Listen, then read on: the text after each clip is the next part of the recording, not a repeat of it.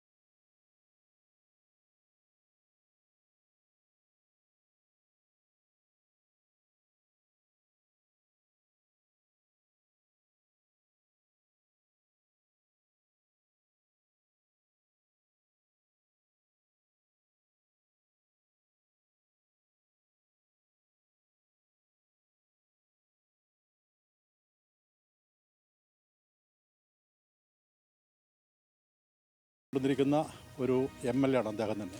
റോഡിൻ്റെതായാലും ശരി, വിദ്യാലയങ്ങളിൽ 5ഓളം വിദ്യാലയങ്ങൾ മുഴുവൻ വിദ്യാലയങ്ങളും ഹൈടെക് ആക്കി. അതിനുശേഷം 5ഓളം വിദ്യാലയങ്ങൾക്ക് 3 കോടി 3.5 കോടി രൂപയുടെ തുക നൽകിക്കൊണ്ട് അതിൻ്റെ വികസനം ചെയ്തു. കാട്ടിക്കുളം ഹൈസ്കൂളിന്, ഹയർ സെക്കൻഡറി സ്കൂളിന് 3.5 കോടി രൂപയുടെ വികസനമാണ് കൊണ്ടുവന്നിരിക്കുന്നത്. ഞങ്ങളത് സ്വപ്നത്തിൽ പോലും പ്രതീക്ഷിച്ചിട്ടില്ല.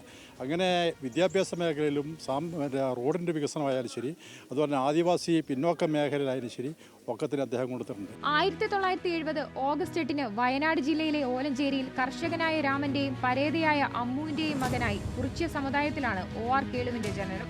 10ാം തരം വരെ പഠിച്ചു. ശാന്തയാണ് ഭാര്യ. ബേഗൂർ റേഞ്ചിൽ ബീറ്റ് ഫോറസ്റ്റ് ഓഫീസറായ മിഥുന, വിദ്യാർത്ഥിനിയായ ഭാവന എന്നിവരാണ് മക്കൾ. അപ്പച്ചൻ, ലീല, ചന്ദ്രൻ എന്നിവർ സഹോദരങ്ങൾ. വായനയും കൃഷിയുമാണ് പ്രധാന വിനോദം. ആദിവാസി അധികാര രാഷ്ട്രീയ മഞ്ച് അഖിലേന്ത്യാ കമ്മിറ്റി അംഗം, SC/ST നിയമസഭാ സമിതി ചെയർമാൻ എന്നീ നിലകളിലും പ്രവർത്തിച്ചിട്ടുണ്ട്. ഇവര് ആദ്യം ഫസ്റ്റിലെ പാവപ്പെട്ട ഒരു കുടുംബമായിരുന്നു, ഒന്നുമില്ല. അങ്ങനെ കൂലിപ്പണിയെടുത്തിട്ടാണ് കൂലിപ്പണിയെടുത്തിട്ടാണ് കുടുംബം കഴിഞ്ഞുകൊണ്ട് വന്നത്. അങ്ങനെ ഇരിക്കുന്ന സമയത്താണ് ഒരു കുഞ്ഞേട്ടൻ എന്ന് പറഞ്ഞ ആളുണ്ട് ഇവിടെ. അയാളാണ് പാർട്ടിയിലേക്ക് കൊണ്ടുവരുന്നത് പുള്ളീനെ. അപ്പോൾ മെമ്പറായിട്ട് പഞ്ചായത്ത് മെമ്പറായിട്ട് മത്സരിക്കാൻ വേണ്ടി കൊണ്ടുവന്നു. അതിൽ പുള്ളി ജയിച്ചു. പിറ്റത്തെ വർഷം പിന്നെ 5 വർഷം കഴിഞ്ഞ് പിന്നെയും ജയിച്ചു.